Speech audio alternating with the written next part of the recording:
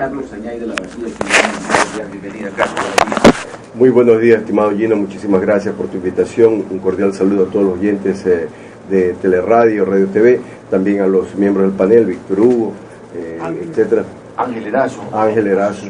Ahora, desde la visión del candidato presidencial, ¿cómo analiza la posición de Unidos y de que individualmente hoy por hoy quienes conforman esa agrupación, cada uno ya tiene precandidatos? Por favor, dime de cuáles unidos, porque hay varios grupos unidos. ¿Cuáles son? De la unidad y la diversidad. Unidos por el Cambio, por ejemplo, son los de la izquierda, los otros también algo para la unidad, los de la derecha que están más desunidos. Ayer no lo vi, usted se ha identificado con los sectores populares.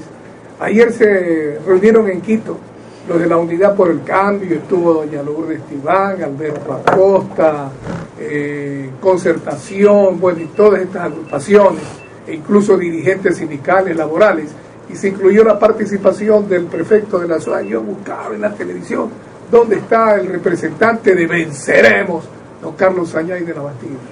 Mire, yo los he apoyado en las calles porque son unas protestas justas, siempre lo he hecho con todos los que estén protestando, así que eso es una cosa, pero otra cosa es la propuesta política. Dentro de lo político, la propuesta de izquierda no tiene viabilidad en estos tiempos, eso hay que estar claros. Entonces, teniendo eso en cuenta, yo no estoy en esa unidad de la izquierda. Sí estaría yo de acuerdo con una unidad de todos los sectores, aunque yo lo veo bastante inviable debido a que hay diferentes tendencias políticas y yo siempre he estado consciente de que cuando hay diferentes tendencias políticas es un poquito difícil ponerse de acuerdo.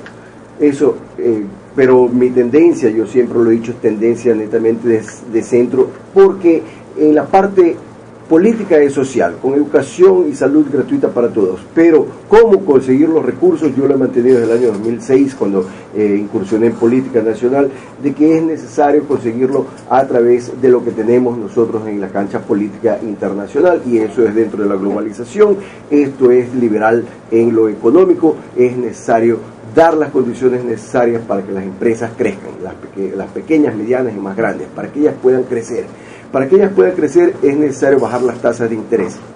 Esto se consigue permitiendo la competencia nacional, competencia internacional. Yo no creo que hay que hacerlo por decreto, como decía el presidente actual, y que nunca lo hizo. Eso porque no se puede hacer. Dentro de un mercado libre eso no se puede hacer. Son las fuerzas del mercado. Cuando hay más papas en el mercado, el precio de la papa baja. Cuando hay más bancos en el mercado que ofrecen más dinero, el costo del dinero, que es la tasa de interés, tiene que bajar. Eso es sencillo. Y segundo, importantísimo, bajar los impuestos. Todos esos impuestos que han sido grabados a los ciudadanos durante este periodo presidencial del actual régimen, es necesario quitarlos, es decir, esos impuestos a la plusvalía, impuestos a la salida de capitales, ICE, etcétera, todos esos impuestos hay que eliminarlos inmediatamente, y aparte de eso reducir las tasas de interés paulatinamente, como lo propuse desde el año 2006. Esa es una propuesta liberal en lo económico, que es lo que necesita el país para poder crecer, poder permitir que las empresas puedan crear empleo. Cuando crean empleo ellos hacen más plata, así más clarito no puedo decirlo, pagan más impuestos en volumen, no necesariamente en porcentaje, en volumen se recauda más.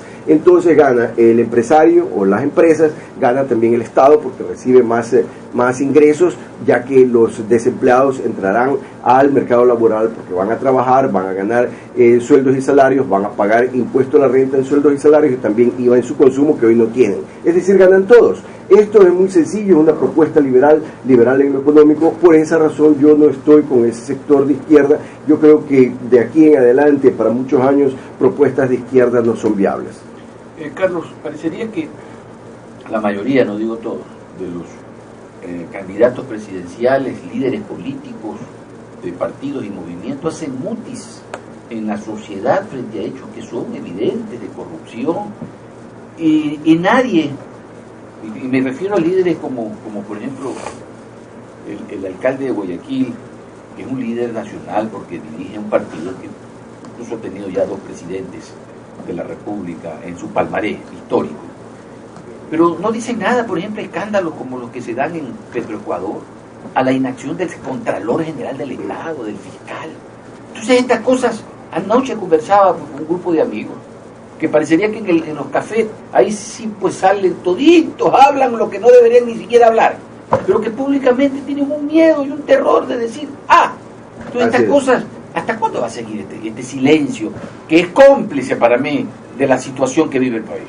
Bueno, los tienen amenazados, yo creo, los tienen chantajeados, y así pretenden ser presidentes de la República, así pretenden reemplazar al gobierno actual. Yo creo que el pueblo ecuatoriano debe darse cuenta que corrupción no es tema de oposición, como lo estás indicando tú, y me parece totalmente increíble que ahora se ha vuelto esto tan evidente que el gobierno en general ni siquiera se inmuta cuando les presentan casos de corrupción, lo hacen ya de frente. Es decir, antes por lo menos se tenía vergüenza, se escondía, se tapaba. Ahora de frente, y cuando los entrevistan van y se justifican. Simplemente esas entrevistas sirven para que ellos se justifiquen. Los entrevistadores en muchas ocasiones veo que no les ponen presión, no les contradicen a las cosas que son tan evidentemente corruptas. Van solamente a justificarse. Me parece esto increíble. Y por ejemplo, en el tema de las acciones que deberían ser oportunas y eficientes como de los funcionarios de control, desde el criterio de Carlos Añay, por ejemplo, la actuación del Contralor, ¿cómo la analiza? Bueno, desde el principio vimos que el Contralor es una persona que participó en el gobierno de Lucio Gutiérrez. Él fue el secretario particular de Lucio, ¿verdad? Y ahora Contralor, y que sacaba 10 sobre 10, o sea, yo que sepa sacar 10 sobre 10 en una calificación, pues eso significa que él es infalible. Y desde ese momento yo me doy cuenta que este tipo de calificaciones no pueden ser objetivas. Porque lo que extraña, por ejemplo, ayer veíamos que son acuciosos, por ejemplo, con funcionarios de tercer nivel. Están pidiendo la destitución de un alcalde y que porque $5.000 no ha podido justificar. $5.000. Pero acá se han rifado más de $1.000 millones en el tema del Aromo, en el tema de la refinería del Pacífico, y tantas otras cosas. Y ahí sí no pasa absolutamente nada. Es que hay que ser entonces pillo de alto coturno, por llamarlo de alguna forma, para que tenga uno inmunidad, pero cuando uno es ladrón de gallina y se va preso. Está muy mal, ¿verdad? Es que la ley no es aplicada aquí correctamente. La ley está siendo mal administrada, eso es evidente. Se utiliza la ley para perseguir, no se utiliza la ley para corregir. Y se da un precedente terrible, especialmente para las generaciones más jóvenes, las nuevas generaciones, que están observando y piensan seguramente que todo es posible aquí en Ecuador, que todos querrán ser ministros y hacerse ricos y que no pasa absolutamente nada. Ayer ponía un tuit justamente sobre Isabel Pantoja, la cantante española que se iba presa por 2 años en España después de un proceso largo de corrupción, obviamente, de lavado de dinero del esposo de ella o conviviente, no sé, alcalde de Málaga en algún tiempo, y que fueron acusados de lavado de... La misma hermana del rey. Sí, igual, con el cuñado. Así es. Entonces son procesados y se van a la cárcel. Doloso en fundaciones. Este es el mensaje que se debe enviar, de que no aquí todo nadie es está por encima de la ley. Así es. Así debería ser. Entonces que por lo menos tengan miedo, un poco de miedo, de que si es que cometen alguna fechoría se van a ir a la cárcel. Aquí no hay ese miedo, aquí se hace lo que les da la gana, van y se justifican. Este fiscal, por ejemplo, es una vergüenza. Ya estoy cansado de decir que él tiene que retirarse, tiene que renunciar en cualquier lugar del mundo. Enjuiciado por perjurio, porque supuestamente cuando se hace una declaración patrimonial y de manera incómoda se esconde bienes que uno tiene en el exterior, perdóname, pues, y no se va el tipo. Entonces viene otro, el presidente de expresidente de Petroecuador, exministro, pareja Yanuseli, que no declaró su casa en su declaración de bienes porque todavía no había terminado de pagar la casa. Esta es una sinvergüencería. De ese mismo momento debieron haberlo cogido y meterlo preso.